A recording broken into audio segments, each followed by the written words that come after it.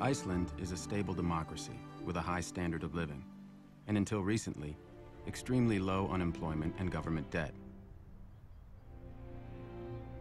We had the complete infrastructure of a modern society.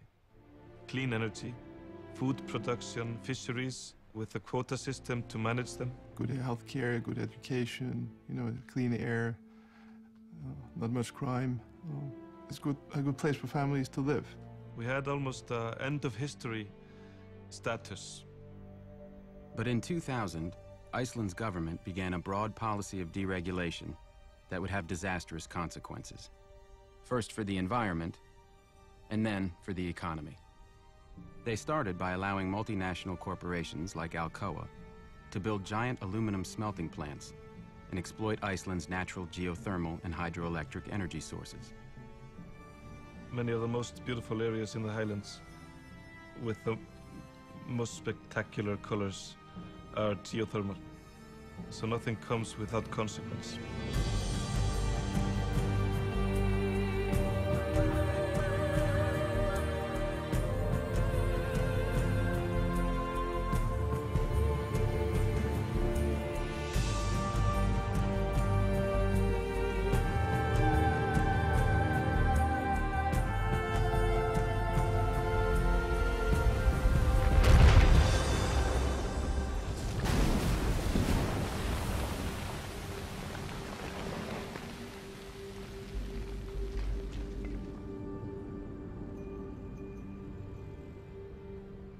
At the same time, the government privatized Iceland's 3 largest banks. The result was one of the purest experiments in financial deregulation ever conducted.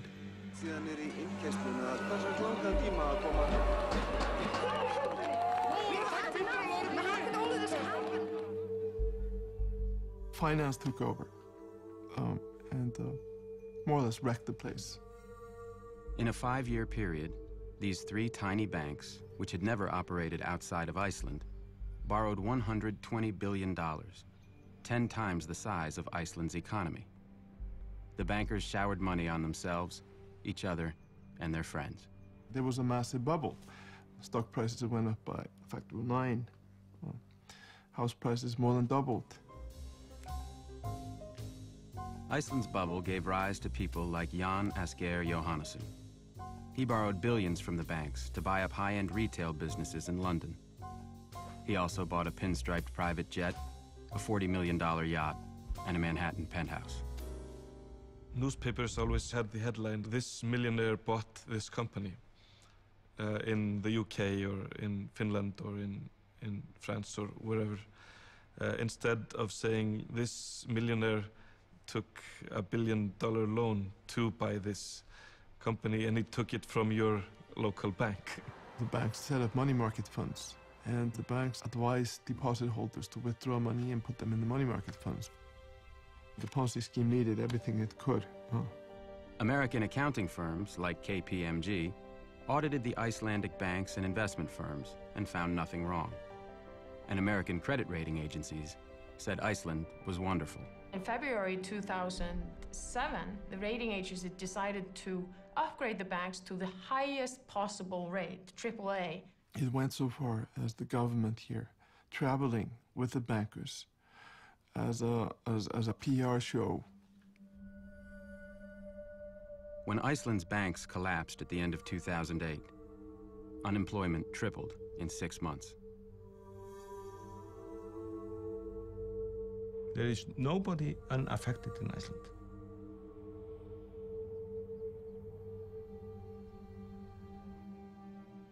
So a lot of people here lost their savings. Yes, that's the case.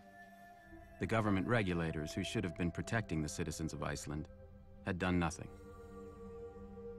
You have 2 lawyers from the regulator going down to a bank to talk about some issue. When they approached the bank, they would see 19 SUVs outside outside the bank. Right? So you enter the bank and you have the 19 lawyers sitting in front of you, right? Very, very well prepared, ready to kill any argument you make. And then if you do really well, they'll offer you a job, right? 1/3 of Iceland's financial regulators went to work for the banks. But this is a universal problem, huh? In New York, you have the same problem, right? I'm on my way, I'm making it.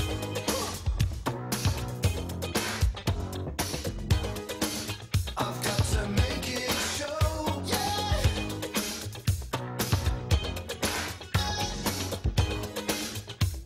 So much larger than life. I'm gonna watch it growing. What do you think of Wall Street incomes these days? Excessive. I've been told it's extremely difficult for the IMF to criticize the United States. I won't say that.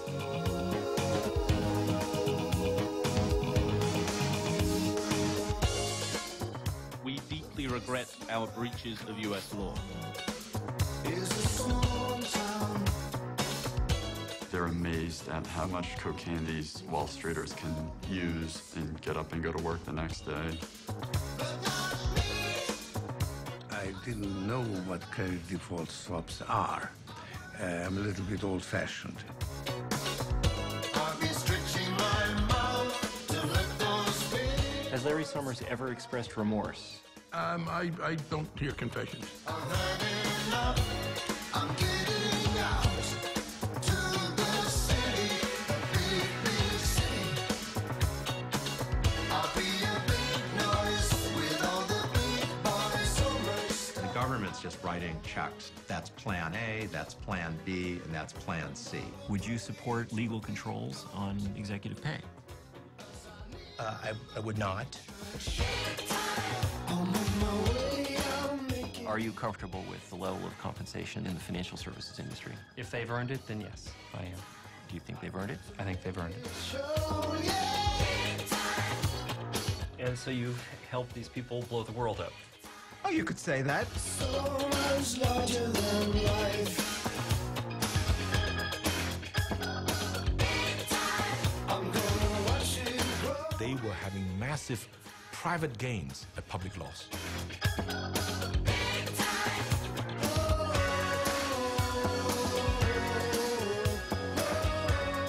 When you start thinking that you can create something out of nothing, it's very difficult to resist. My parties have all the big names, and I greet them with the widest smile.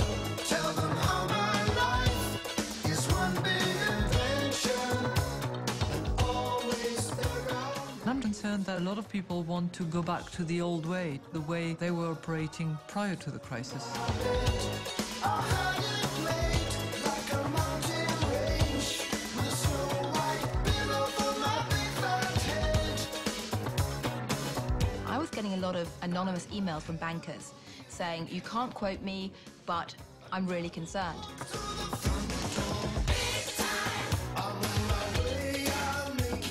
Why do you think there isn't a more systematic investigation being undertaken? Because then you'll find the culprits. Do you think that Columbia Business School has any significant conflict of interest problem? Don't see that we do.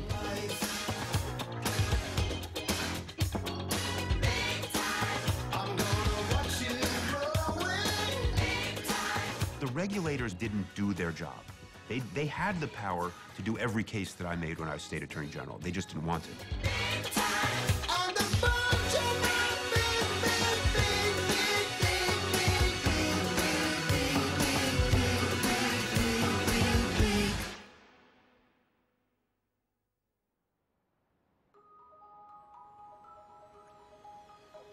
Lehman Brothers, one of the most venerable and biggest investment banks, was forced to declare itself bankrupt. Another, Merrill Lynch, was forced to sell itself. Today, crisis talks are underway. World financial markets are way down today following dramatic developments. 目前雷曼兄弟已经进入了破产清算程序，著名的会计事务所普华。Crise, panique.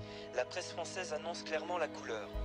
In September 2008, the bankruptcy of the U.S. investment bank Lehman Brothers and the collapse of the world's largest insurance company, AIG, triggered a global financial crisis. Gripped markets overnight with Asian stocks Stocks fell off a cliff, the largest single point drop in history. Share prices continued to tumble in the aftermath of the Lehman collapse.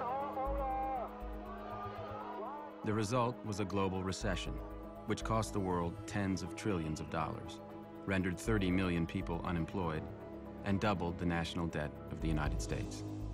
If you look at the cost of it, destruction of equity wealth, of housing wealth, the destruction of income, of jobs, 15 million people globally could end up below the poverty line again. This is just a hugely expensive crisis. This crisis was not an accident. It was caused by an out-of-control industry. Since the 1980s, the rise of the U.S. financial sector has led to a series of increasingly severe financial crises. Each crisis has caused more damage, while the industry has made more and more money.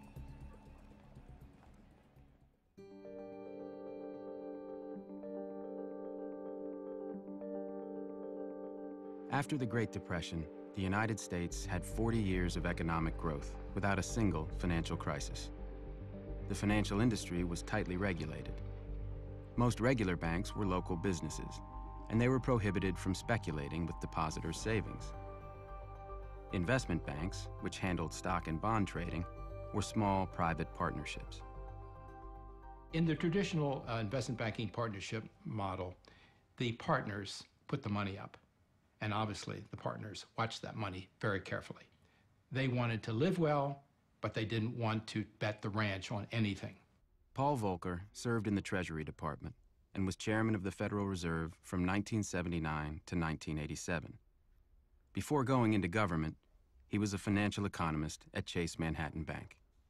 When I left Chase to go in the Treasury in 1969, I think my income was in the neighborhood of $45,000 a year. $45,000 a year. Morgan Stanley in 1972 had approximately 110 total personnel, one office, and capital of $12 million. Now, Morgan Stanley has 50,000 workers and has capital of several billion and has offices all over the world. In the 1980s, the financial industry exploded. The investment banks went public, giving them huge amounts of stockholder money. People on Wall Street started getting rich. I had a friend who was a bond trader at Merrill Lynch in the 1970s.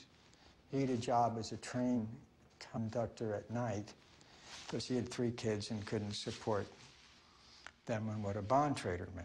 By 1986, he was making millions of dollars and thought it was because he was smart.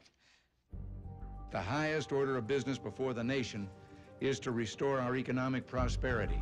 In 1981, President Ronald Reagan chose as Treasury Secretary the CEO of the investment bank Merrill Lynch, Donald Regan. Wall Street and the president do see eye to eye.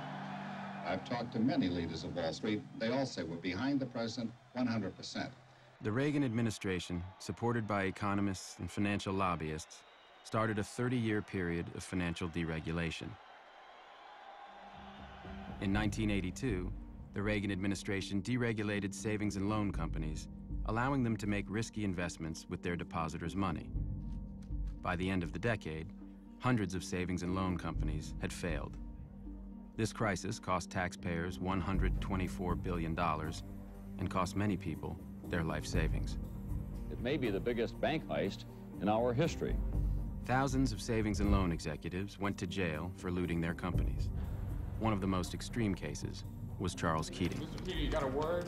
In 1985, when federal regulators began investigating him, Keating hired an economist named Alan Greenspan. In this letter to regulators, Greenspan praised Keating's sound business plans and expertise and said he saw no risk in allowing Keating to invest his customers' money. Keating reportedly paid Greenspan $40,000. Charles Keating went to prison shortly afterwards. As for Alan Greenspan, President Reagan appointed him chairman of America's central bank, the Federal Reserve. Greenspan was reappointed by Presidents Clinton and George W. Bush. During the Clinton administration, deregulation continued under Greenspan, and Treasury Secretaries Robert Rubin the former CEO of the investment bank Goldman Sachs, and Larry Summers, a Harvard economics professor. The financial sector, Wall Street, being powerful, having lobbies, having lots of money, step by step captured the political system, both on the Democratic and the Republican side.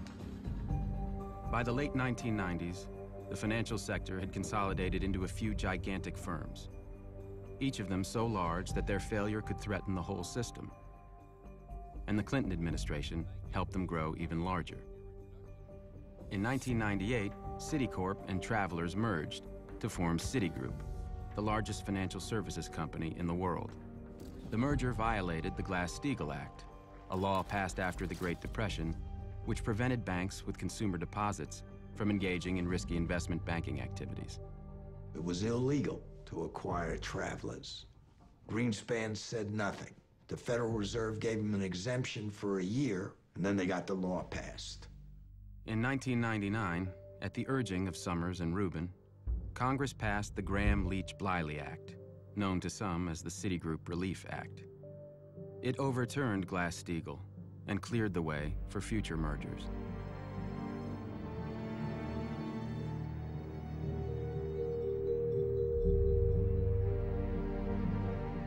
Why do you have big banks? Well, because banks like monopoly power, because banks like lobbying power, because banks know that when they're too big, they will be bailed. Markets are inherently unstable, or at least potentially unstable. And appropriate metaphor is the oil tankers. They're very big, and therefore you have to put in compartments to prevent the sloshing around of oil from capsizing the boat. The design of the boat has to take that into account. And after the Depression, the regulations actually introduced these very watertight compartments. And deregulation has led to the end of compartmentalization. The next crisis came at the end of the 90s. The investment banks fueled a massive bubble in internet stocks, which was followed by a crash in 2001 that caused $5 trillion in investment losses. The Securities and Exchange Commission, the federal agency which had been created during the Depression to regulate investment banking, had done nothing. In the absence of meaningful federal action, and there has been none, and given the clear failure of self-regulation, it has become necessary for others to step in and adopt the protections needed. Eliot Spitzer's investigation revealed that the investment banks had promoted internet companies they knew would fail. Stock analysts were being paid based on how much business they brought in, and what they said publicly was quite different from what they said privately. Infospace, given the highest possible rating, dismissed by an analyst as a piece of junk. Excite, also highly rated, called such a piece of crap. The defense that was proffered by many of the investment banks was not, you're wrong. It was, everybody's doing it and everybody knows it's going on, and therefore nobody should rely on these analysts anyway. In December 2002, 10 investment banks settled the case for a total of $1.4 billion and promised to change their ways. Scott Talbot is the chief lobbyist for the Financial Services Roundtable, one of the most powerful groups in Washington, which represents nearly all of the world's largest financial companies. Are you comfortable with the fact that several of your member companies have engaged in large-scale criminal activity? You'll have to be specific. Okay. First of all, criminal activity shouldn't be accepted, period.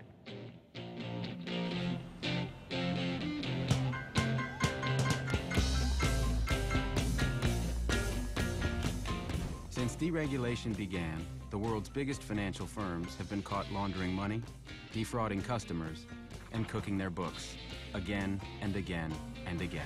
Taking care of business every day.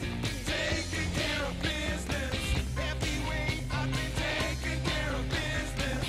It's all mine. Credit Suisse helped funnel money for Iran's nuclear program and for the Aerospace Industries Organization of Iran, which builds ballistic missiles. Any information that would identify it as Iranian would be removed. The bank was fined $536 million. Citibank helped funnel $100 million of drug money out of Mexico. Did you comment that she should, quote, lose any documents connected with the account? I said that in a kidding manner. It was at the early stages of this. I did not mean it seriously. Between 1998 and 2003, Fannie Mae overstated its earnings by more than $10 billion. These accounting standards are highly complex and require determinations over which experts often disagree. CEO Franklin Raines, who used to be President Clinton's budget director, received over $52 million in bonuses. When UBS was caught helping wealthy Americans evade taxes, they refused to cooperate with the U.S. government. Would you be willing to supply the names? If there's a treaty framework... No treaty framework. You've agreed you participated in a fraud.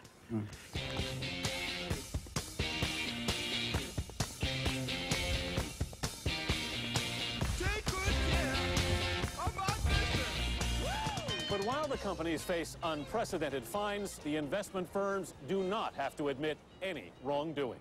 When you're this large and you're dealing with this many products and this many customers, mistakes happen. The financial services industry seems to have a level of criminality that is, somewhat distinctive. When was the last time that Cisco or Intel or Google or Apple or IBM, I totally agree with you about high-tech versus financial services, but high-tech... So how come? High-tech is a fundamentally creative business where the value generation and the income derives from actually creating something new and different. Beginning in the 1990s, deregulation and advances in technology led to an explosion of complex financial products called derivatives. Economists and bankers claimed they made markets safer, but instead, they made them unstable. Since the end of the Cold War, a lot of former physicists, mathematicians decided to apply their skills not on Cold War technology, but on financial markets. And together with investment bankers and hedge funds. Creating different weapons. Absolutely. As Warren Buffett said, weapons of mass destruction. Regulators, politicians, and business people did not take seriously the threat of financial innovation on the stability of the financial system. Using derivatives, bankers could gamble on virtually anything. They could bet on the rise or fall of oil prices, the bankruptcy of a company, even the weather. By the late 1990s, derivatives were a $50 trillion unregulated market. In 1998, someone tried to regulate them. Brooksley Born graduated first in her class at Stanford Law School and was the first woman to edit a major law review. After running the derivatives practice at Arnold & Porter, Born was appointed by President Clinton to chair the Commodity Futures Trading Commission, which oversaw the derivatives market. Brooksley Born asked me if I would come work with her. We decided that this was a serious, potentially destabilizing market. In May of 1998, the CFTC issued a proposal to regulate derivatives. Clinton's Treasury Department had an immediate response. I happened to go into Brooksley's office, and she was just putting down the receiver on her telephone, and the blood had drained from her face. And she looked at me and said, "That was Larry Summers. He had 13 bankers in his office." He conveyed it in a very bullying fashion, sort of directing her to stop. The banks were now heavily reliant for earnings on these types of activities.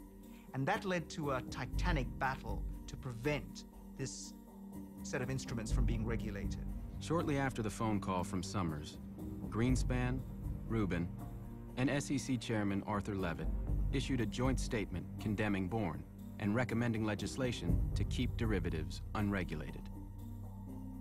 Regulation of derivatives transactions that are privately negotiated by professionals is unnecessary. She was overruled, unfortunately, first by the Clinton administration and then by the Congress. In 2000, Senator Phil Gramm took a major role in getting a bill passed that pretty much exempted derivatives from regulation. They are unifying markets, they're reducing regulatory burden. I believe that we need to do it.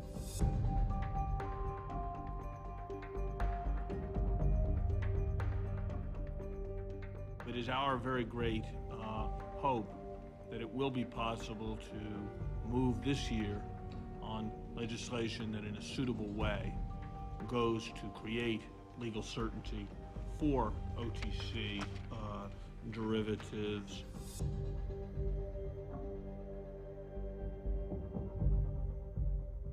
I wish to associate myself with all of the remarks of Secretary Summers.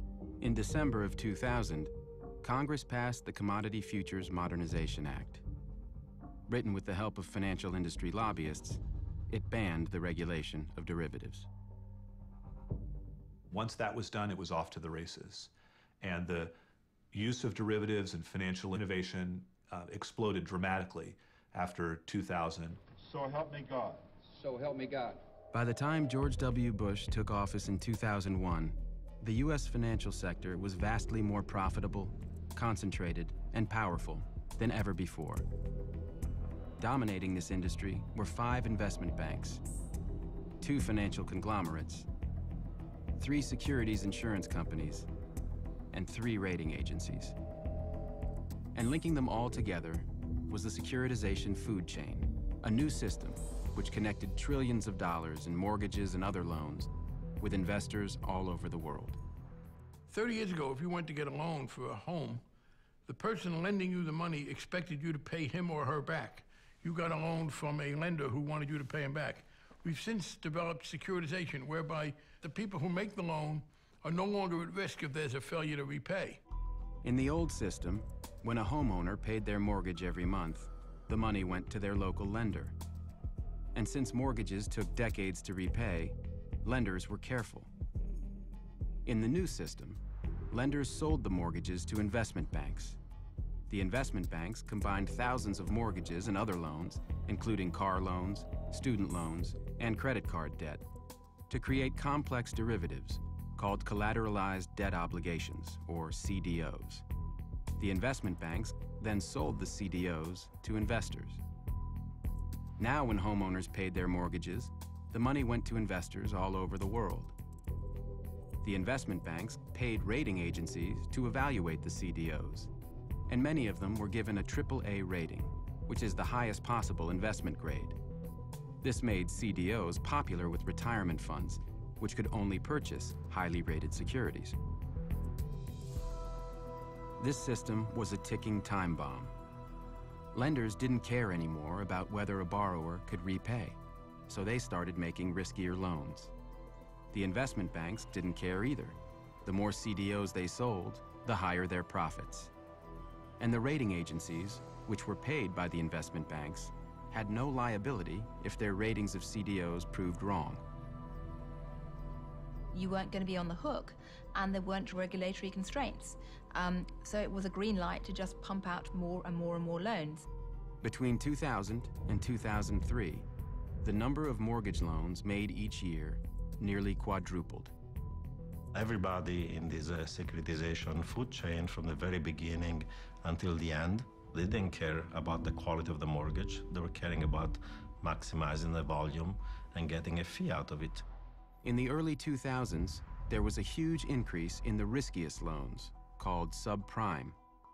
But when thousands of subprime loans were combined to create CDOs, many of them still received AAA ratings. Now, it would have been possible to create derivative products that don't have these risks, that carry the equivalent of deductibles, where there are limits on the risks that can be taken on and so forth. They didn't do that, did they? They didn't do that, and in retrospect, they should have done. So did these guys know that they were doing something dangerous? I think they did.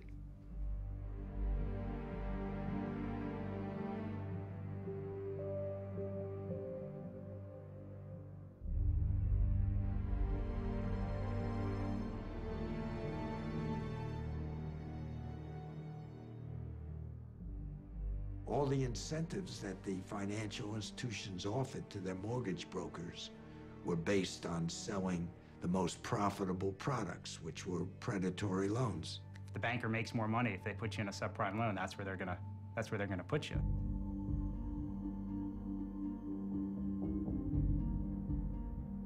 Suddenly, hundreds of billions of dollars a year were flowing through the securitization chain. Since anyone could get a mortgage, home purchases and housing prices skyrocketed. The result was the biggest financial bubble in history. Real estate is real. They can see their asset. They can live in their asset. They can rent out their asset. You had a huge boom in housing that made no sense at all. The financing appetites of the financial sector drove what everybody else did. Last time we had a housing bubble was in the late 80s. In that case, the increase in home prices had been relatively minor. That housing bubble led to a relatively severe recession. From 1996 until 2006, real home prices effectively doubled.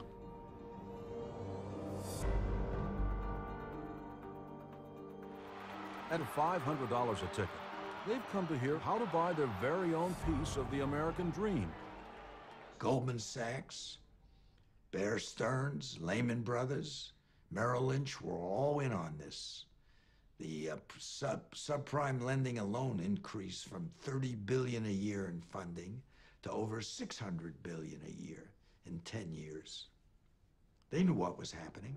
Countrywide Financial, the largest subprime lender, issued $97 billion worth of loans. It made over $11 billion in profits as a result. On Wall Street, annual cash bonuses spiked. Traders and CEOs became enormously wealthy during the bubble. Lehman Brothers was a top underwriter of subprime lending, and their CEO, Richard Fuld, took home $485 million. On Wall Street, this housing and credit bubble was leading to hundreds of billions of dollars of profits. By 2006, about 40% of all profits of S&P 500 firms was coming from financial institutions. It wasn't real profits, it wasn't real income, it was just money that was being created by the system and booked as income 2-3 years down the road. There's a default, it's all wiped out. I think it was, in fact, in retrospect, a great big national, and not just national, global Ponzi scheme. Through the Home Ownership and Equity Protection Act, the Federal Reserve Board had broad authority to regulate the mortgage industry, but Fed Chairman Alan Greenspan refused to use it. Alan Greenspan said, no, that's regulation. Ideologically, I don't believe in it. For 20 years, Robert Gnizda was the head of Greenlining, a powerful consumer advocacy group. He met with Greenspan on a regular basis. We gave him an example of Countrywide and 150 different complex adjustable rate mortgages. He said, if you had a doctorate in math, you wouldn't be able to understand them enough to know which was good for you and which wasn't. So we thought he was going to take action. But as the conversation continued, it was clear he was stuck with his ideology. We met again with Greenspan in 2005. Often we met with him twice a year, and never less than once a year. And he wouldn't change his mind.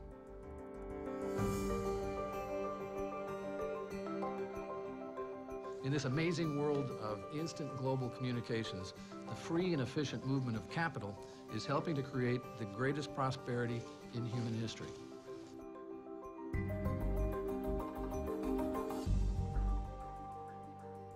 $146 people were cut from the enforcement division of the SEC. Is that what you also testified to?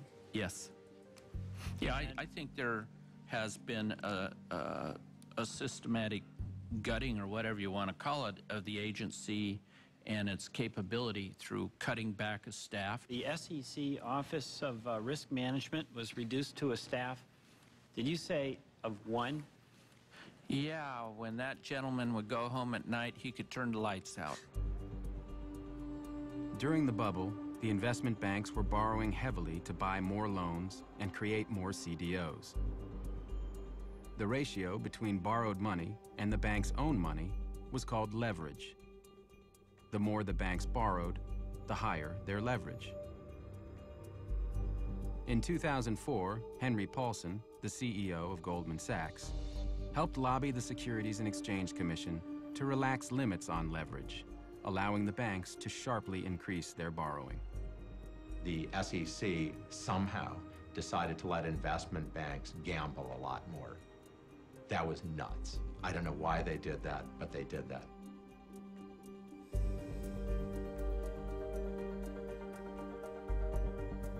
We've said these are the big guys, and clearly that's true.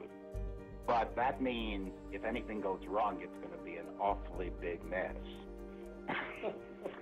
At these levels, you obviously are dealing with the most highly sophisticated financial institutions. These are the firms that do most of the derivative activity in the United States. We talked to some of them as to what their comfort level was.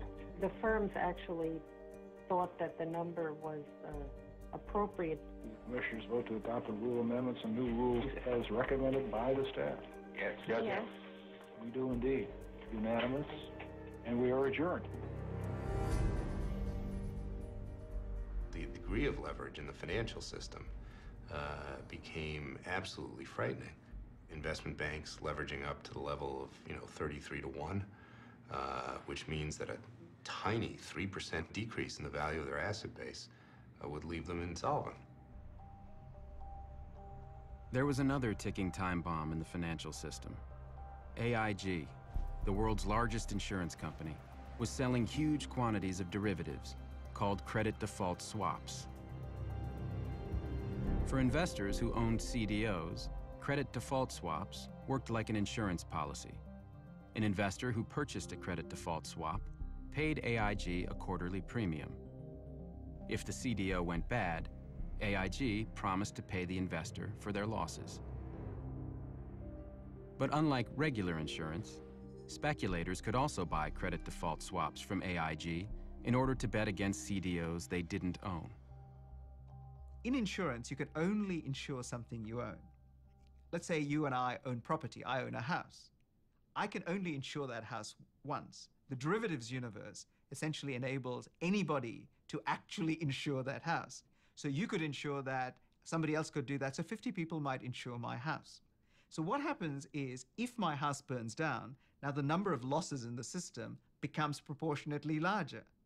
Since credit default swaps were unregulated, AIG didn't have to put aside any money to cover potential losses. Instead, AIG paid its employees huge cash bonuses as soon as contracts were signed.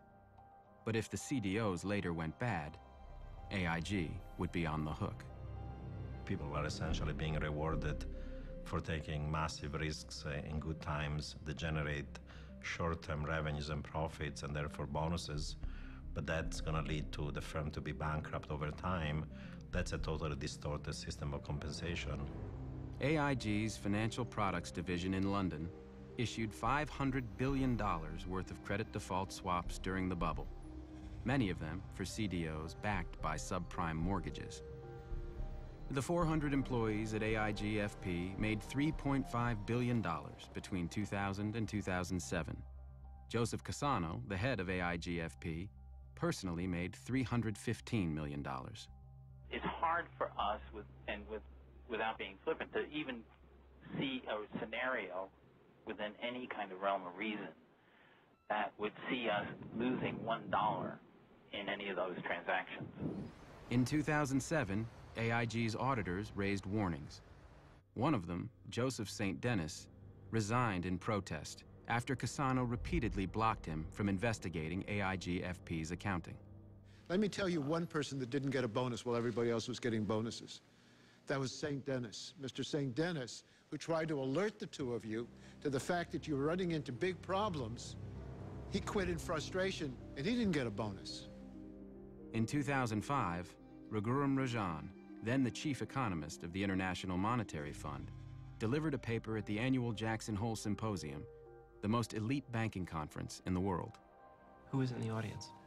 It was, I guess, the central bankers of the world, ranging from Mr. Greenspan himself, Ben Bernanke, Larry Summers was there, Tim Geithner was there. The title of the paper was essentially, "Is financial development making the world riskier?" And the conclusion was, it is. Rajan's paper focused on incentive structures that generated huge cash bonuses based on short-term profits. but which imposed no penalties for later losses. Rajan argued that these incentives encouraged bankers to take risks that might eventually destroy their own firms, or even the entire financial system. It's very easy to generate performance by taking on more risk. And so what you need to do is compensate for risk-adjusted performance. And that's where all the bodies are buried. Rajan, hit the nail on the head. What he particularly said was, you guys have claimed you found a way to make more profits with less risk. I say you've found a way to make more profits with more risk, and there's a big difference. Summers was vocal. He basically thought that I was criticizing the change in the financial world and was worried about, regulation which would reverse this whole change. So essentially, he accused me of being a Luddite. He wanted to make sure that we didn't bring in a whole new set of regulations to constrain the financial sector at that point.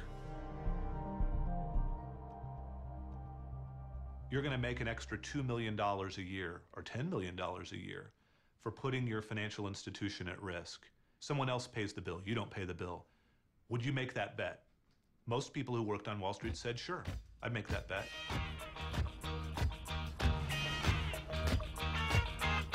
Many years since I was here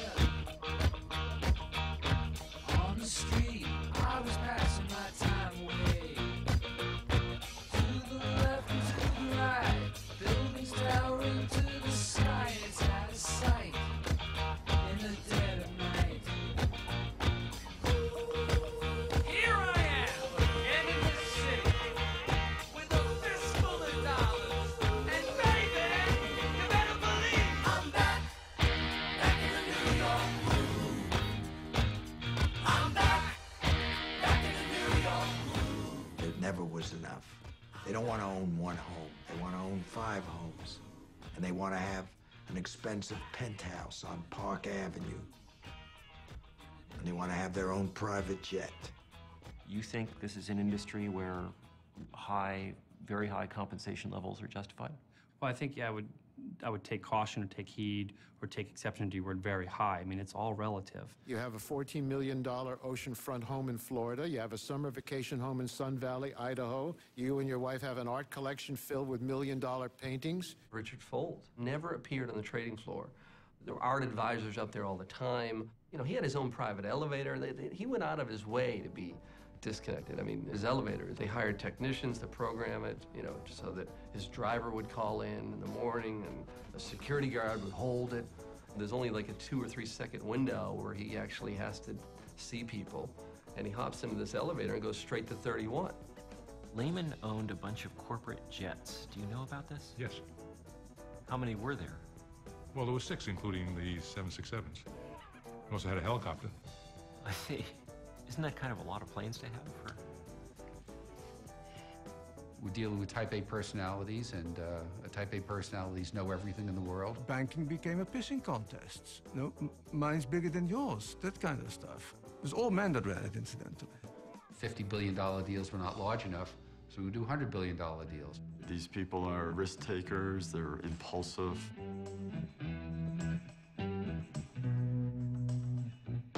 It's part of their behavior, it's part of their personality, and that manifests outside of work as well.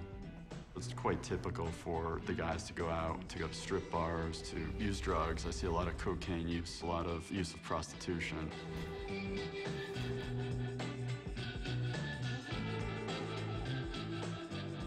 Recently, neuroscientists have done experiments where they've taken individuals and put them into an MRI machine, and they have them play a game where the prize is money. And they notice that when these subjects earn money, the part of the brain that gets stimulated is the same part that cocaine stimulates. A lot of people feel that they need to really participate in that behavior to make it, to get promoted, to get recognized. According to a Bloomberg article, business entertainment represents 5% of revenue for New York derivatives brokers and often includes strip clubs, prostitution, and drugs. A New York broker filed a lawsuit in 2007 against his firm. alleging he was required to retain prostitutes to entertain traders. There's just a blatant disregard for the impact that their actions might have on society, on family. They have no problem using a prostitute and going home to their wife.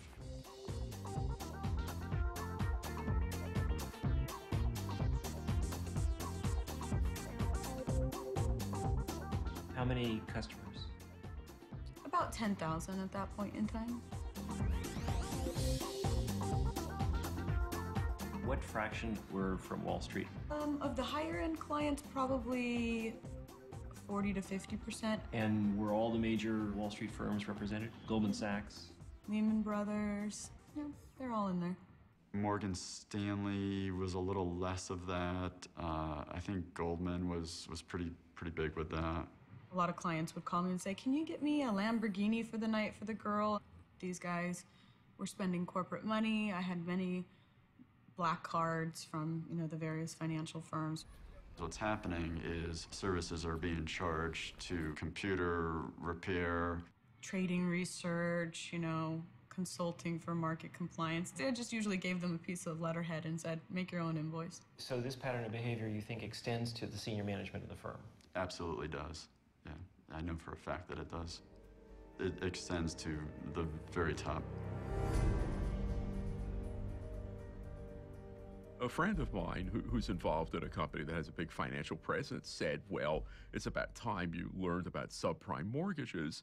So he set up a session with his trading desk and me. And the techie who did all this gets very excited, runs to his computer, pulls up in about 3 seconds this Goldman Sachs issue of securities. It was a complete disaster. Borrowers had borrowed on average 99.3% of the price of the house, which means they have no money in the house. If anything goes wrong, they're going to walk away from the mortgage. This is not a loan you'd really make, right? You've got to be crazy.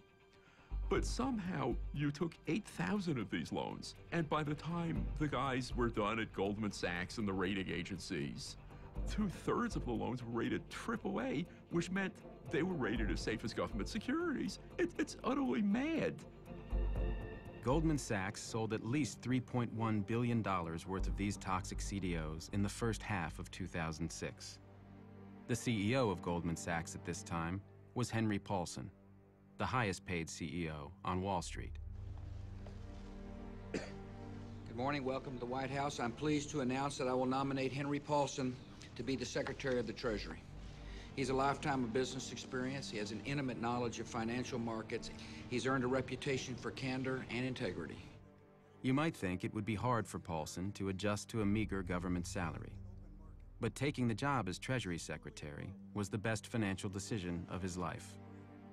Paulson had to sell his $485 million of Goldman stock when he went to work for the government. But because of a law passed by the first President Bush, he didn't have to pay any taxes on it. It saved him $50 million.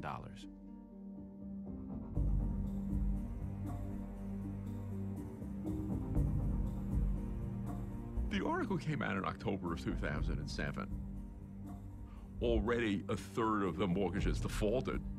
Now, most of them are gone. One group that had purchased these now worthless securities was the Public Employees Retirement System of Mississippi, which provides monthly benefits to over 80,000 retirees. They lost millions of dollars and are now suing Goldman Sachs.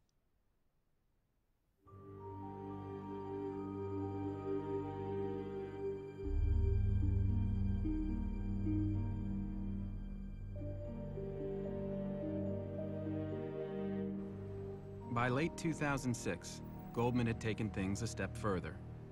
It didn't just sell toxic CDOs. It started actively betting against them at the same time it was telling customers that they were high-quality investments. By purchasing credit default swaps from AIG, Goldman could bet against CDOs it didn't own and get paid when the CDOs failed. I asked if anybody called the customers and said, we don't really like this kind of mortgage anymore, and we thought you ought to know. And, they didn't really say anything, but, you could just feel the laughter coming over the phone. Goldman Sachs bought at least $22 billion of credit default swaps from AIG. It was so much that Goldman realized that AIG itself might go bankrupt. So they spent $150 million insuring themselves against AIG's potential collapse. Then in 2007, Goldman went even further. They started selling CDOs specifically designed so that the more money their customers lost, the more money Goldman Sachs made.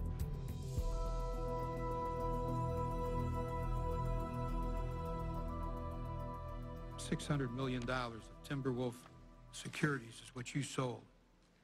Before you sold them, this is what your sales team were telling to each other. Boy, that Timberwolf was one shitty deal. This was an email to me in late June. Right. And you after sold the Timberwolf. transaction. No, you sold Timberwolf after as well. We did trades after that. Yeah, okay. The next email, take a look, July 107, tells the sales force the top priority is Timberwolf. Your top priority to sell is that shitty deal. If you have an adverse interest to your client, you have the duty to disclose that to your client, to tell that client of your adverse interest. That's my question. Sure, Mr. Chairman, I'm just trying to understand. No, what I the think you understand it. I don't think you want to answer. Do you believe that you have a duty to act in the best interests of your clients?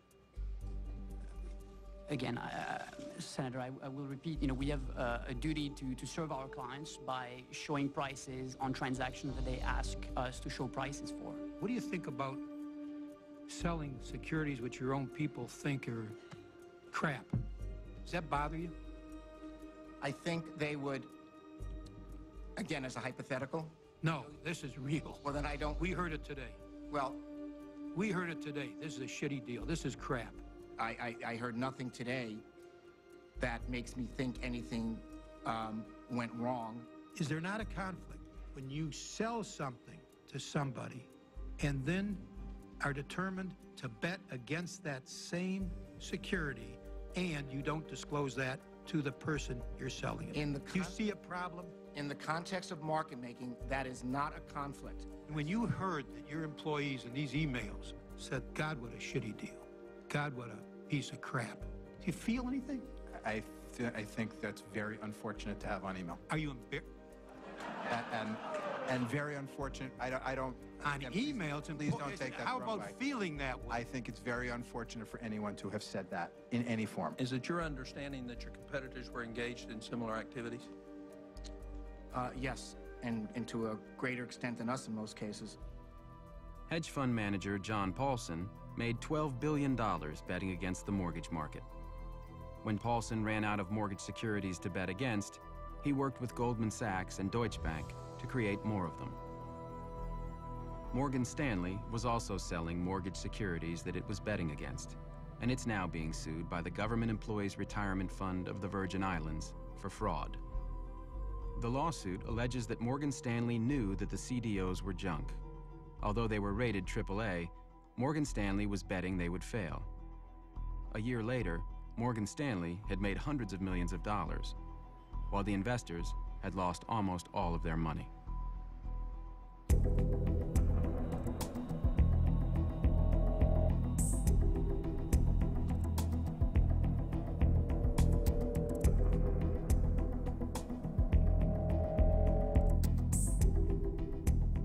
You would have thought that pension funds would have said, those are subprime. Why am I buying them? And they had these guys at Moody's and Standard & Poor's who said that's a AAA. None of these securities got issued without the imprimatur, the good housekeeping seal of approval of the rating agencies. The three rating agencies, Moody's, S&P, and Fitch, made billions of dollars giving high ratings to risky securities. Moody's, the largest rating agency, quadrupled its profits between 2000 and 2007. Moody's and S&P get compensated based on putting out ratings reports, and the more structured securities they gave a AAA rating to, the higher their earnings were going to be for the quarter. Imagine if you went to the New York Times and you said, look, if you write a positive story, I'll pay you $500,000. But if you don't, I'll give you nothing. The rating agencies could have stopped the party and said, we're sorry, we're going to tighten our standards. This is, and immediately cut off a lot of the flow of funding to risky borrowers. AAA-rated instruments mushroomed from just a handful to thousands and thousands. Hundreds of billions of dollars were being rated, and Per year. per year. Oh yeah.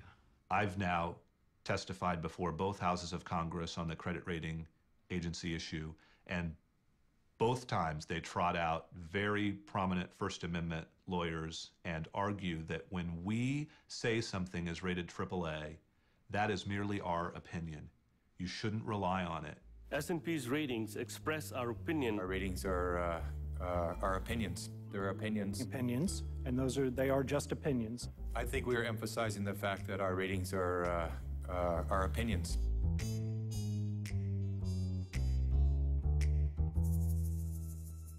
They do not speak to the market value of a security, the volatility of its price, or its suitability as an investment.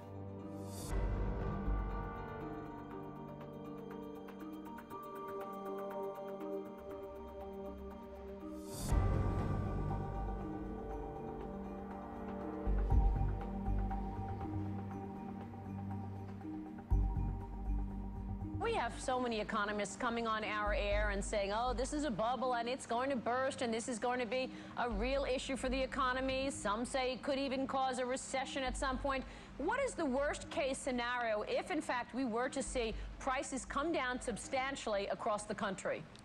Well, I guess I don't buy your premise. It's a pretty unlikely possibility. We've never had a decline in house prices on a nationwide basis. Ben Bernanke became chairman of the Federal Reserve Board in February 2006, the top year for subprime lending. But despite numerous warnings, Bernanke and the Federal Reserve Board did nothing.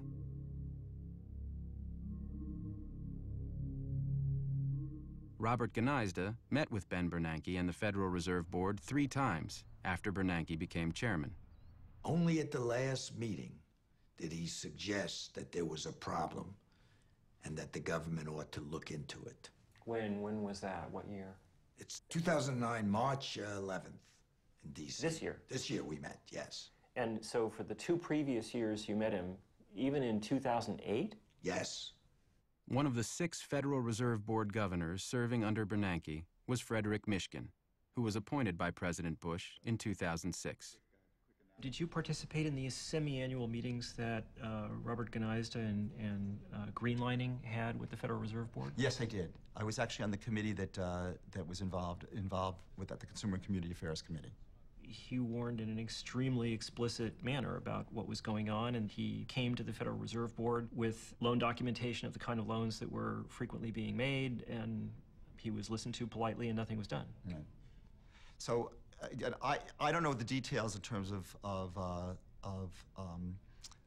in fact, I just don't, whatever information he provided, I'm not sure exactly. It's actually, to be honest with you, I can't remember this kind of discussion, but certainly there were issues that were coming up, but then the question is, how pervasive are they? Why didn't you try looking? I think that people did. We have people look. We had a whole group of people looking at this for whatever reason. You can't be serious. If you would have looked, you would have found things. You know, that's very, very easy to always say that you can always find it. As early as 2004, the FBI was already warning about an epidemic of mortgage fraud. They reported inflated appraisals, doctored loan documentation, and other fraudulent activity. In 2005, the IMF's chief economist, Raghuram Rajan, warned that dangerous incentives could lead to a crisis. Then came Nouriel Roubini's warnings in 2006, Alan Sloan's articles in Fortune magazine and the Washington Post in 2007, and repeated warnings from the IMF. I say that on behalf of the institution, the crisis which is in front of us is a huge crisis. Who did you talk to? Government, Treasury, Fed, everybody. In May of 2007, hedge fund manager Bill Ackman circulated a presentation called Who's Holding the Bag, which described how the bubble would unravel. And in early 2008, Charles Morris published his book about the impending crisis. You're just not sure, what do you do? And you might have some suspicions that underwriting standards are being weakened, but then the question is, should you do anything about it? By 2008, home foreclosures were skyrocketing, and the securitization food chain imploded. Lenders could no longer sell their loans to the investment banks, and as the loans went bad, dozens of lenders failed. Chuck Prince of Citibank famously said that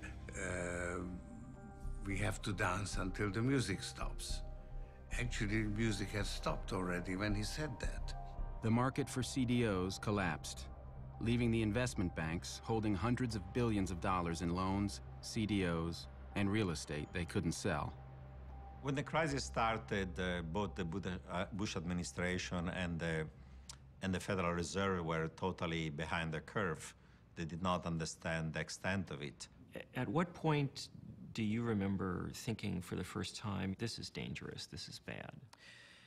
I remember very well I think it was a G7 meeting of February 2008, and I remember discussing the issue with Hank Paulson, and I clearly remember telling Hank, we are watching this tsunami coming, and you just proposing that we ask which swimming costume we're going to put on. What was his response? What was his feeling? Things are pretty much under control. Yes, we are looking at this situation carefully, and yeah, it's under control. We're going to keep growing, okay? And obviously, I'll say it: if you're growing, you're not in recession, right? I mean, we all know that.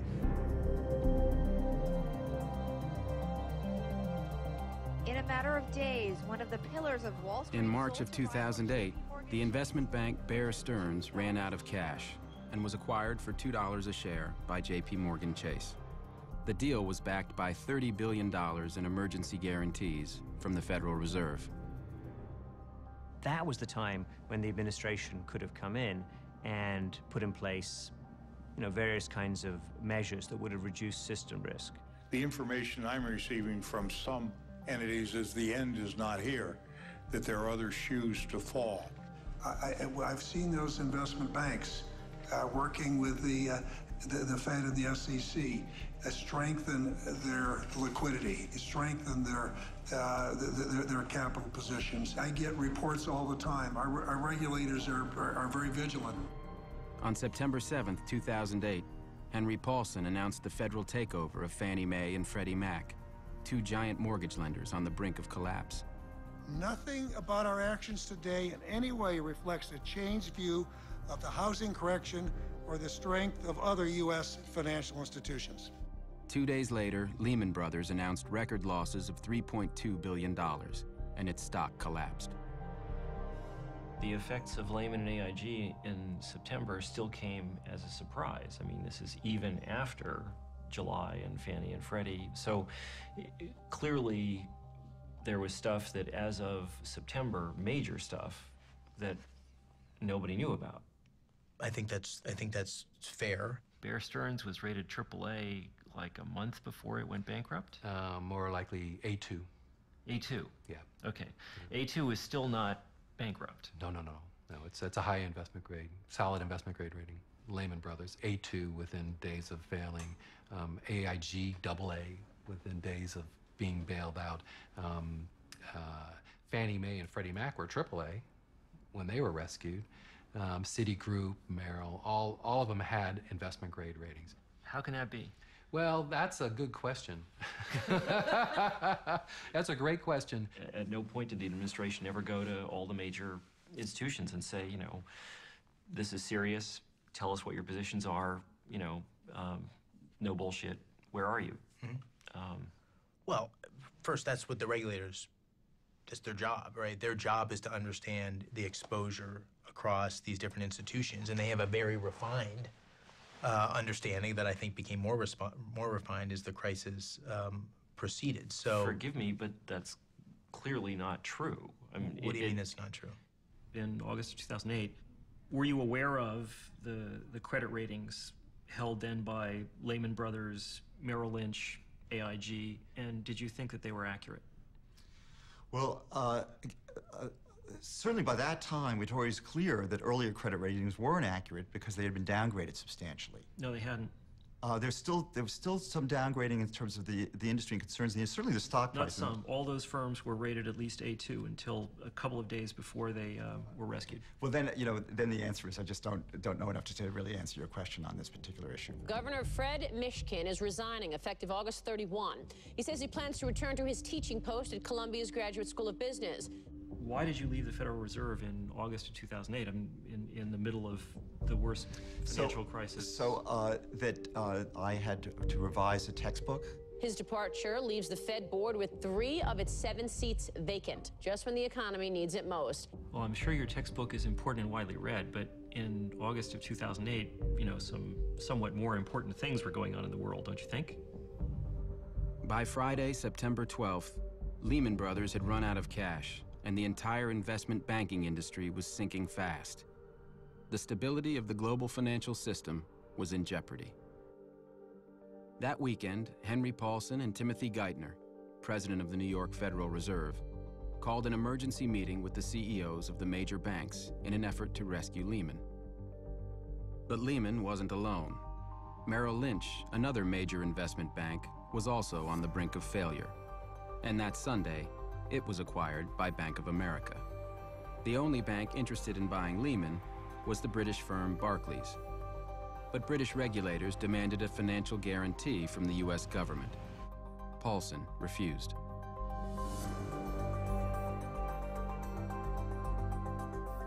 We all jumped into a yellow cab and went down to the Federal Reserve Bank. They wanted the bankruptcy case commenced before midnight of September 14. We kept pressing that this would be a terrible event. And at some point, I used the word Armageddon, and they fully considered the consequences of what they were proposing. The effect on the market would be extraordinary. You said this? Yes. They just said they had considered all of the comments that we had made, and they were still of the belief that in order to calm the markets and move forward, it was necessary for Lehman to go into bankruptcy. Calm the markets? Yes. When were you first told that Lehman, in fact, was going to go bankrupt? After the fact. After the fact? Mm-hmm. Wow, okay. And what was your reaction when you learned of it? Holy cow. Paulson and Bernanke had not consulted with other governments and didn't understand the consequences of foreign bankruptcy laws. Lehman Brothers London continued to empty their Under desks. British law, Lehman's London office had to be closed immediately. All transactions came to a halt, and there are thousands and thousands and thousands of transactions. The hedge funds who had had assets with Lehman in London discovered overnight, to their complete horror, that they couldn't get those assets back. One of the points of the hub failed, and that had huge knock-on effects around the system. The oldest money market fund in the nation wrote off roughly $750 million in bad debt issued by the now bankrupt Lehman Brothers. Lehman's failure also caused a collapse in the commercial paper market, which many companies depend on to pay for operating expenses such as payroll. That means maybe they have to lay off employees. They can't buy parts. It stops business in its tracks. Suddenly, people stood and said, listen, what can we believe in? There's nothing we can trust anymore. That same week, AIG owed $13 billion to holders of credit default swaps, and it didn't have the money. AIG was another hub. If AIG had stopped, all planes may have to be, stop flying. On September 17th, AIG is taken over by the government. And one day later, Paulson and Bernanke asked Congress for $700 billion to bail out the banks. We're coming together. They warned that the alternative would be a catastrophic financial collapse. It was scary, the entire system froze up. Every part of the financial system, every part of the credit system, nobody could borrow money. There was like a cardiac arrest of the global financial system. I'm playing the hand that was dealt me. A lot of what I'm dealing with, I'm dealing with the consequences of things that were done often many years ago. Secretary Paulson spoke throughout the fall and all the potential root causes of this, and there are plenty. He called him. So I'm not sure. You're not being serious about that, are you? I am being serious. What would you have expected? What were you looking for that you didn't see? He was the senior advocate for prohibiting the regulation of credit default swaps and also lifting the leverage limits on the investment banks. So again, what he mentioned those things? I never heard him mention those things. Could we turn this off for a second?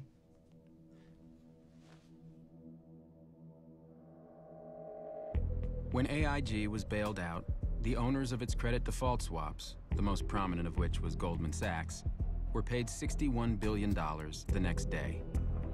Paulson, Bernanke, and Tim Geithner forced AIG to pay 100 cents on the dollar rather than negotiate lower prices. Eventually, the AIG bailout cost taxpayers over $150 billion. $160 billion went through AIG, $14 billion went to Goldman Sachs. At the same time, Paulson and Geithner forced AIG to surrender its right to sue Goldman and the other banks for fraud. Isn't there a problem when the person in charge of dealing with this crisis is the former CEO of Goldman Sachs, someone who had a major role in causing it? Well, I think it's fair to say that the financial markets today are incredibly complicated. Supply urgently needed money. On October 4th, 2008, President Bush signs a $700 billion bailout bill. But world stock markets continue to fall amid fears that a global recession is now underway.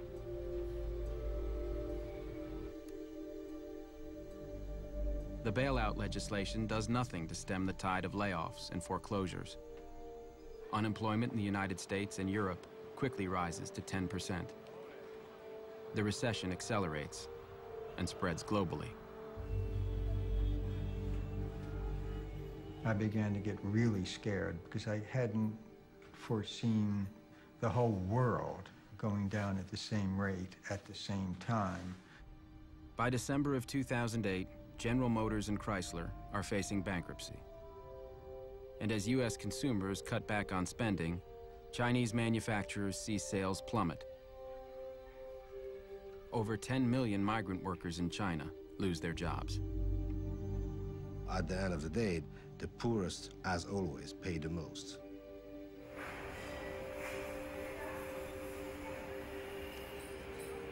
Here you can earn a lot of money, like 70, 80 US dollar per month. As a farmer in the countryside, you cannot earn so much money. The workers, they just wire the salary to their hometown to give them family. The crisis started in America. We all know it will be coming to China. Some factories try to cut off some workers. And some people get poor because they lose the job. The lives get harder.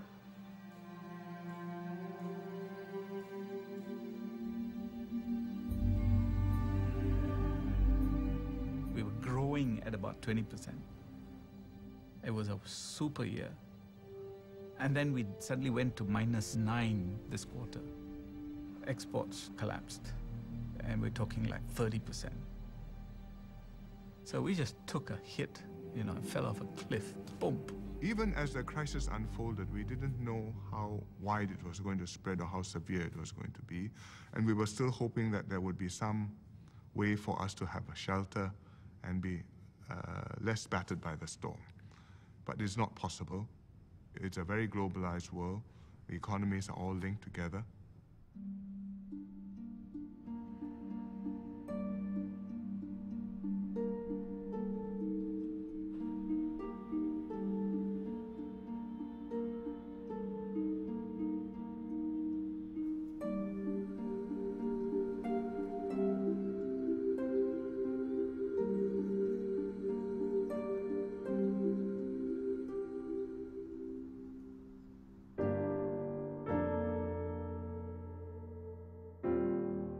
Every time a home goes into foreclosure, it affects everyone who lives around that house. Because when that property goes on the market, it's going to be sold at a lower price. Maybe before it goes on the market, it won't be well maintained. We estimate another 9 million homeowners will lose their homes.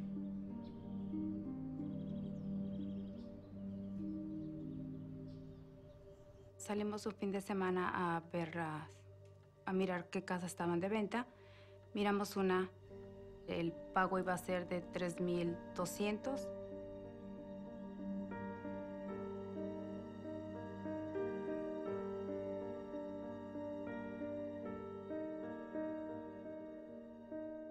Muy bonita la casa, el pago bajo, todo era, sacamos la lotería, pero la realidad fue cuando llegó el primer pago.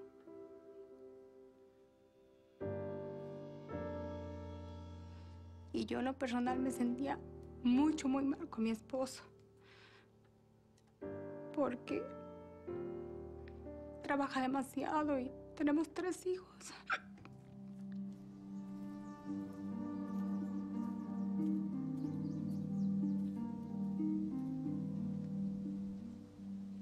The vast majority I've seen lately, unfortunately, are people who've just been hurt by the economy. They were living, you know, day to day, paycheck to paycheck, and unfortunately that ran out. And unemployment isn't going to pay a house mortgage. It's not going to pay a car bill. I was a log truck driver, and they shut down all the logging systems up there, shut down the sawmills and everything. So I moved down here on a construction job, and the construction job got shut down too. So things are so tough. There's a lot of people out there, and pretty soon you're going to be seeing more camps like this around because there's just no jobs right now.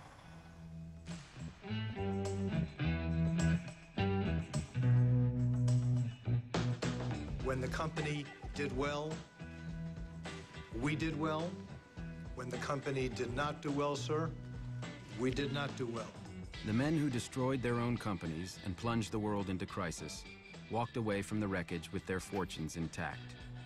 The top 5 executives at Lehman Brothers made over $1 billion between 2000 and 2007. And when the firm went bankrupt, they got to keep all the money. The system worked. It doesn't make any sense for us to make a loan that's going to fail because we lose. They lose, the borrower loses, the community loses, and we lose. Countrywide CEO Angelo Mozillo made $470 million between 2003 and 2008. $140 million came from dumping his Countrywide stock in the 12 months before the company collapsed. Ultimately, I hold the board accountable when a business fails, because the board is responsible for hiring and firing the CEO and overseeing big strategic decisions. The problem with board composition in America is the way boards are elected. You know, the boards are pretty much, in many cases, picked by the CEO. The board of directors and the compensation committees are the 2 bodies best situated to determine the pay packages for executives. How do you think they've done over the past 10 years? Well, I think that if you look at those, I would give about a B. Because A B? A B, yes. Not an F? Not an F, not an F. Stan O'Neill, the CEO of Merrill Lynch, received $90 million in 2006 and 2007 alone. After driving his firm into the ground, Merrill Lynch's board of directors allowed him to resign, and he collected $161 million in severance.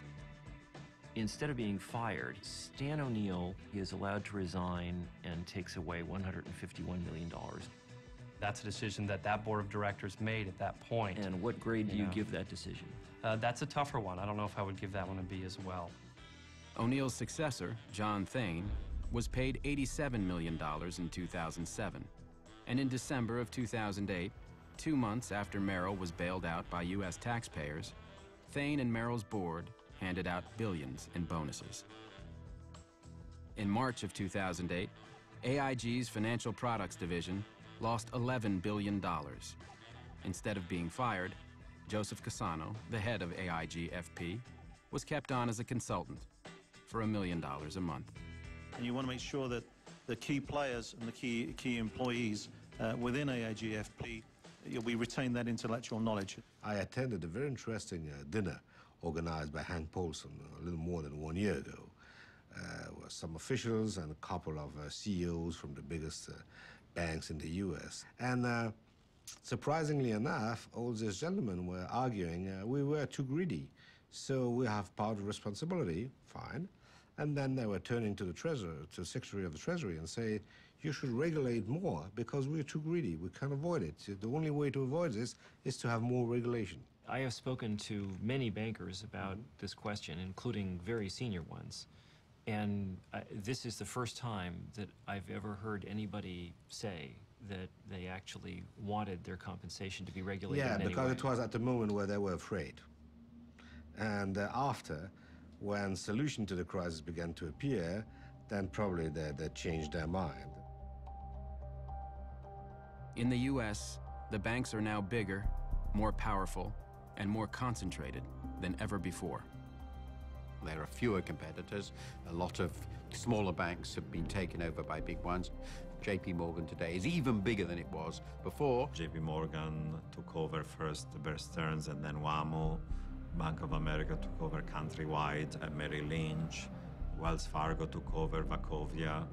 After the crisis, the financial industry, including the Financial Services Roundtable, worked harder than ever to fight reform.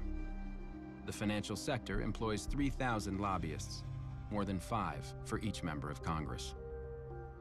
Do you think the financial services industry has excessive political influence in the United States? No. I think that every person in the country is represented here in Washington. And you think that all segments of American society have equal and fair access to the system? You can walk into any hearing room that you would like. Yes, I do. One can walk into any hearing room. One cannot necessarily write the kind of lobbying checks that your industry writes or engage in the level of political contributions that your industry engages in. Between 1998 and 2008, the financial industry spent over $5 billion on lobbying and campaign contributions. And since the crisis, they're spending even more money. The financial industry also exerts its influence in a more subtle way, one that most Americans don't know about. It has corrupted the study of economics itself. Deregulation had a tremendous financial and intellectual support because people argued it for their own benefit. The economics profession was the main source of that illusion. Since the 1980s, academic economists have been major advocates of deregulation and played powerful roles in shaping U.S. government policy.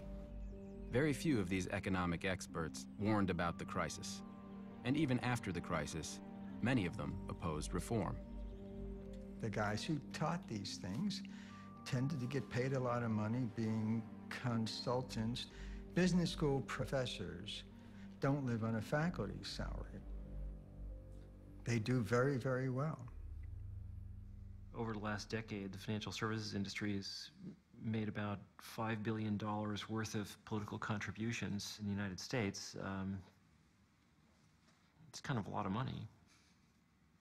That doesn't bother you? No. Martin Feldstein is a professor at Harvard and one of the world's most prominent economists. As President Reagan's chief economic advisor, he was a major architect of deregulation.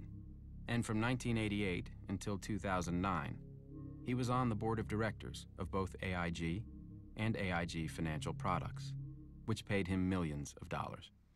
You have any regrets about having been on AIG's board? I have no comments. No, I have no regrets about being on AIG's board. None? That I can say, absolutely not. Absolutely not. Okay. You have any regrets about AIG's decisions? I cannot say anything more about AIG. I've taught at Northwestern and Chicago, Harvard, and Columbia. Glenn Hubbard is the dean of Columbia Business School and was the chairman of the Council of Economic Advisors under George W. Bush. Do you think the financial services industry has too much political power in the United States?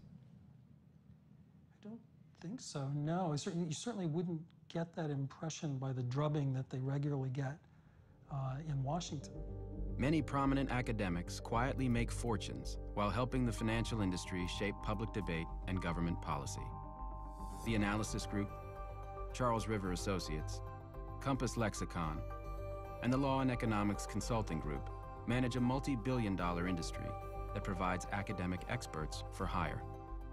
Two bankers who used these services were Ralph Ciaffi and Matthew Tannen, Bear Stearns hedge fund managers prosecuted for securities fraud. After hiring the Analysis Group, both were acquitted. Glenn Hubbard was paid $100,000 to testify in their defense. Do you think that the economics discipline has a conflict of interest problem? I'm not sure I know what you mean.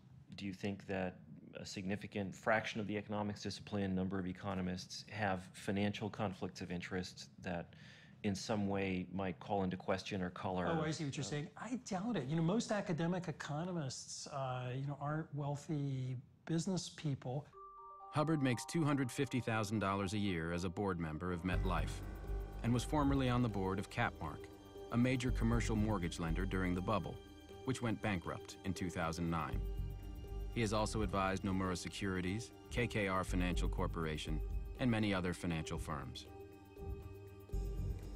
Laura Tyson, who declined to be interviewed for this film, is a professor at the University of California, Berkeley. She was the chair of the Council of Economic Advisors and then director of the National Economic Council in the Clinton administration. Shortly after leaving government, she joined the board of Morgan Stanley, which pays her $350,000 a year. Ruth Simmons, the president of Brown University, makes over $300,000 a year on the board of Goldman Sachs. Larry Summers, who as Treasury Secretary played a critical role in the deregulation of derivatives, became president of Harvard in 2001. While at Harvard, he made millions consulting to hedge funds and millions more in speaking fees, much of it from investment banks. According to his federal disclosure report, Summers' net worth is between $16.5 million and $39.5 million. Frederick Mishkin, who returned to Columbia Business School after leaving the Federal Reserve, reported on his federal disclosure report that his net worth was between $6 million and $17 million. In 2006, you co-authored a study of Iceland's financial system. Right. Iceland is also an advanced country with excellent institutions, low corruption, rule of law. The economy has already adjusted to financial liberalization, while prudential regulation and supervision is generally quite strong. Yeah, and that was the mistake. That turns out that that the prudential regulation and supervision was not strong in Iceland, and particularly during this period. So what led you to think that it was? I think that you're going with the information you had, and generally the view was that Iceland had very good institutions. It was a very advanced country. Who told you that? What kind of research did you do? You talk to people. You have faith in the central bank, which actually did fall down on the job. Clearly, why do you have faith in a central bank? Well, that faith because you go with the information you have. How much were you paid to write it? I was paid. I think the number was. It's public information.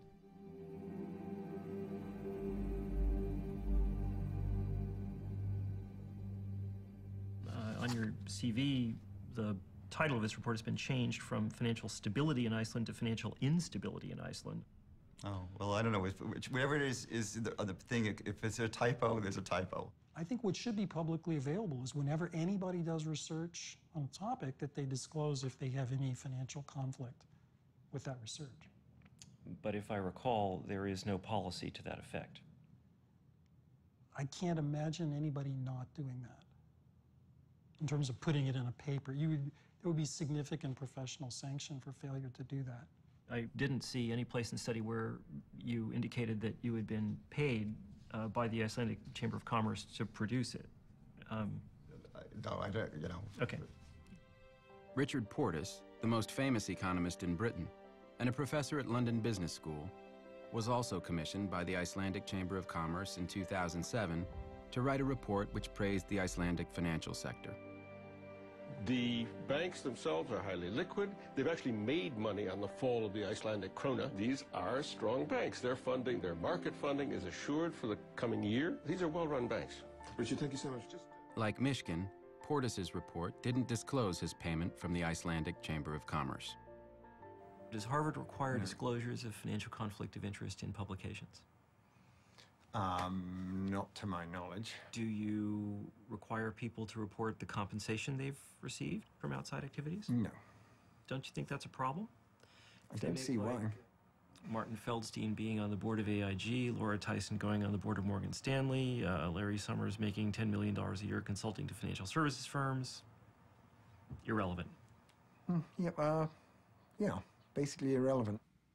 You've written a very large number of articles about a very wide array of subjects. You never saw fit to investigate the risks of unregulated credit default swaps?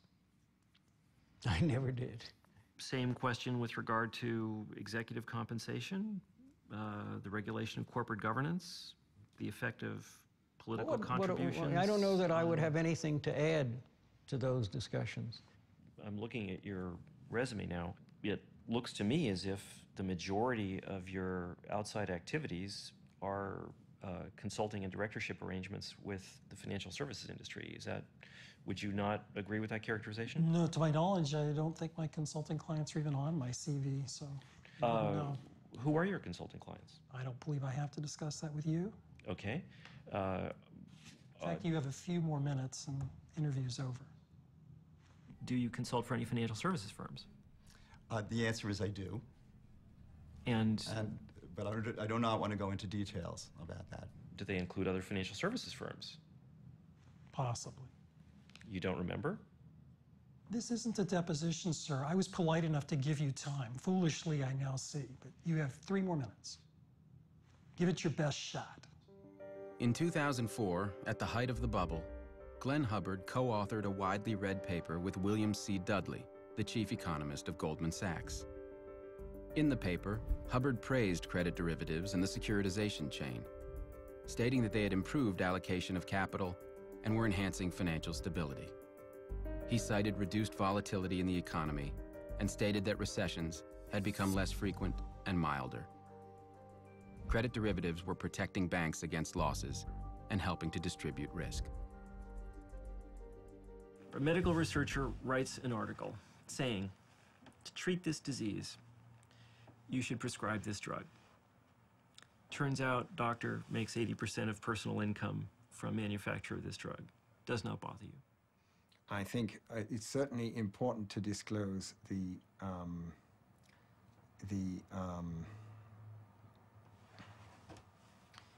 well, I think that's also a little different from cases that we're talking about here because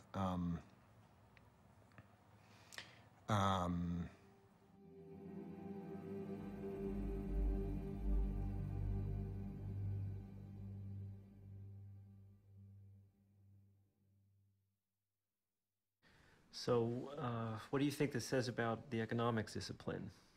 Well, I mean, it has no relevance to anything, really. And indeed, I think it's a part of the, it's an important part of the problem.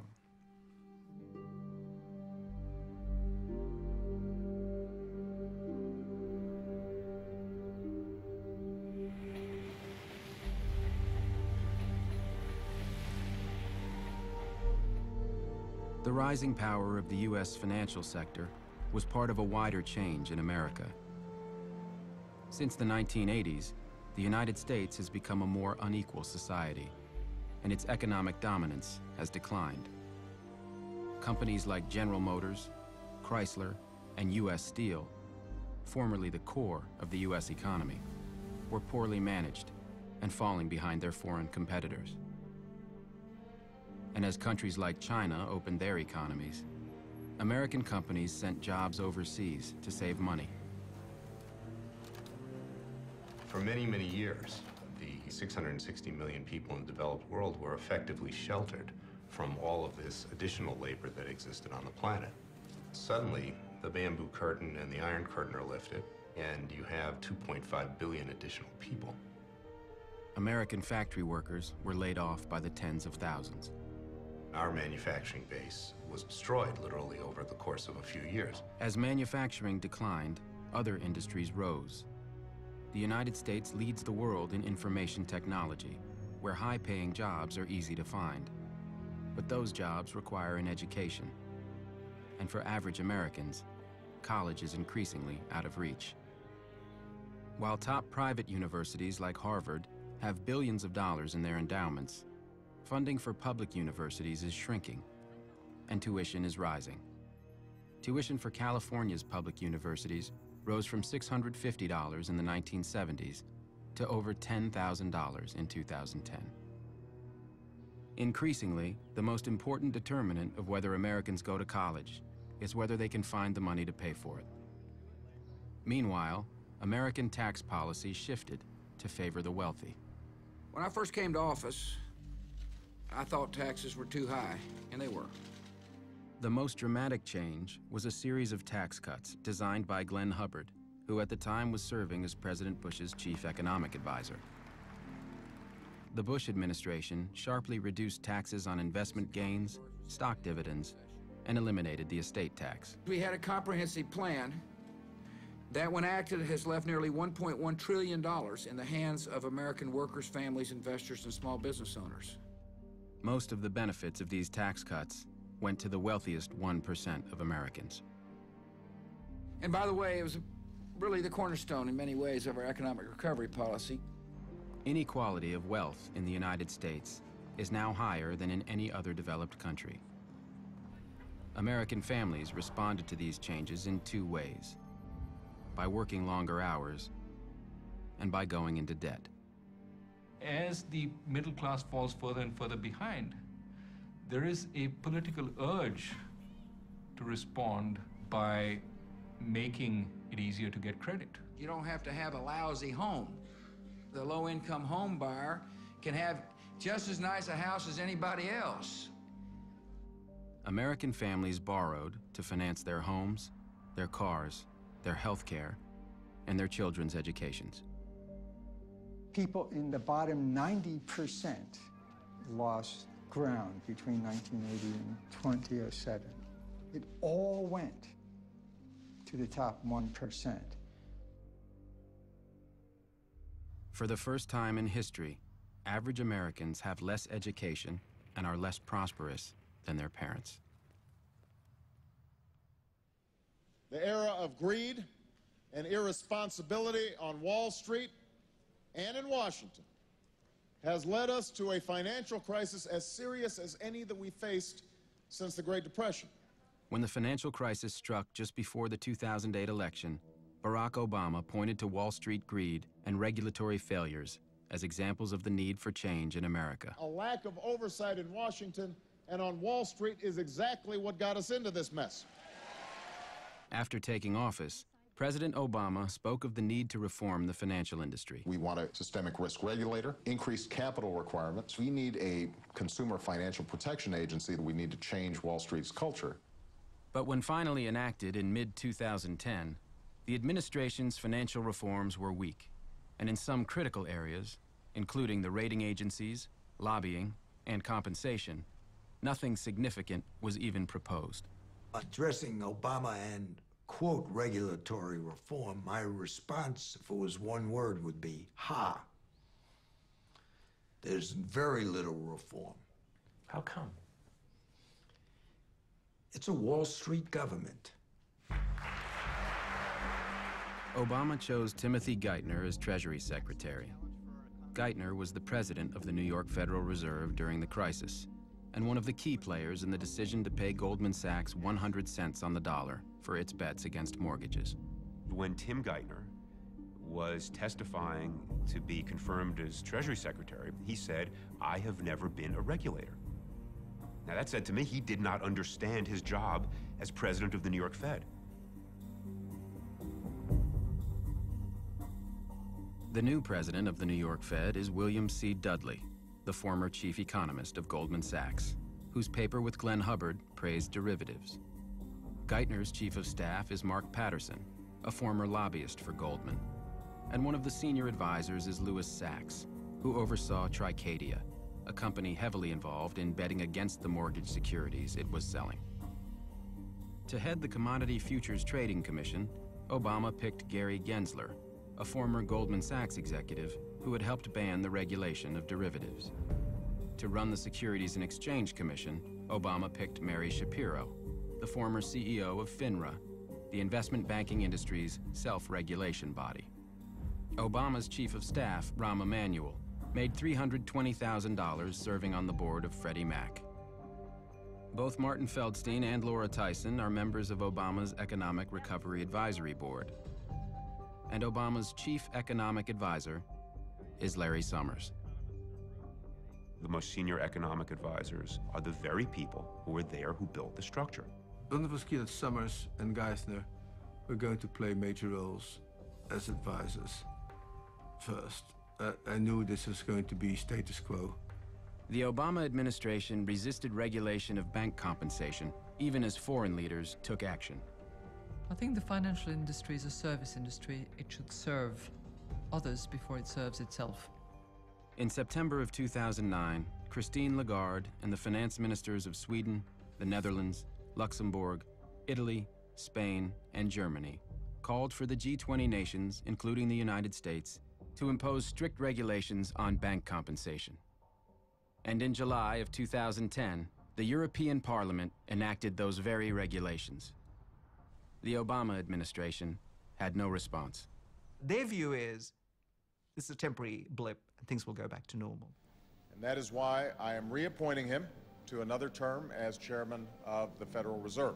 Thank you so much. In 2009, Barack Obama reappointed Ben Bernanke. Thank you, Mr. President.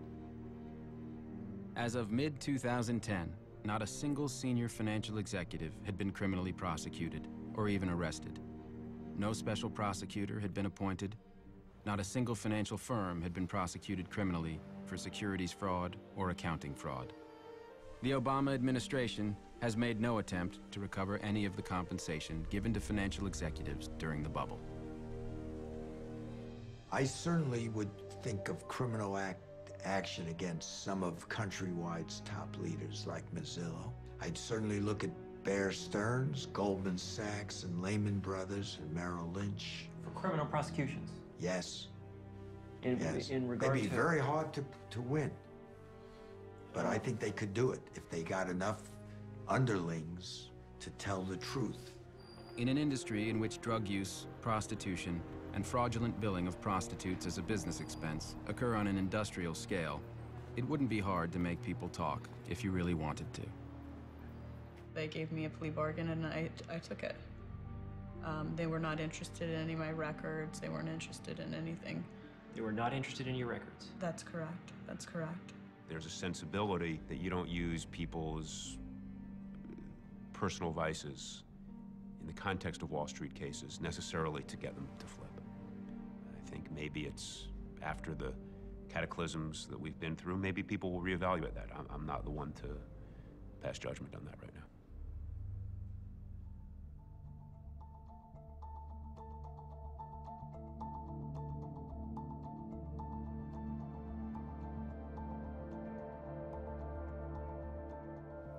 You come to us today telling us we're sorry, we didn't mean it, we won't do it again.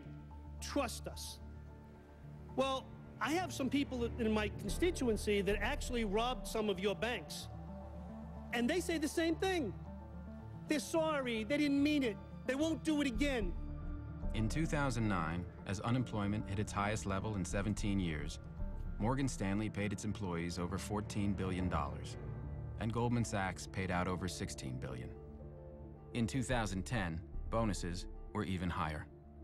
Why should a financial engineer be paid four times to 100 times more than a real engineer?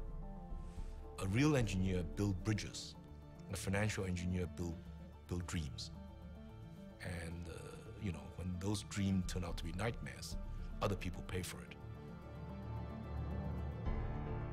For decades, the American financial system was stable and safe. But then something changed. The financial industry turned its back on society, corrupted our political system, and plunged the world economy into crisis. At enormous cost, we've avoided disaster and are recovering. But the men and institutions that caused the crisis are still in power, and that needs to change. They will tell us that we need them, and that what they do is too complicated for us to understand. They will tell us it won't happen again. They will spend billions fighting reform. It won't be easy. But some things are worth fighting for.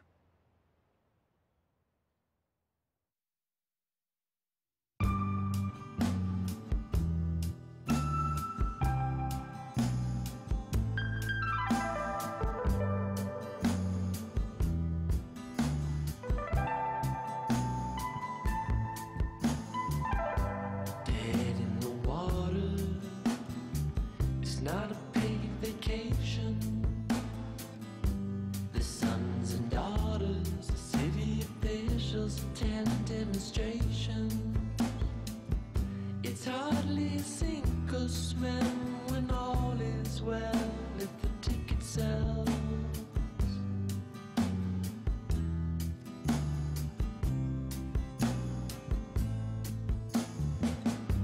Out with a whimper, it's not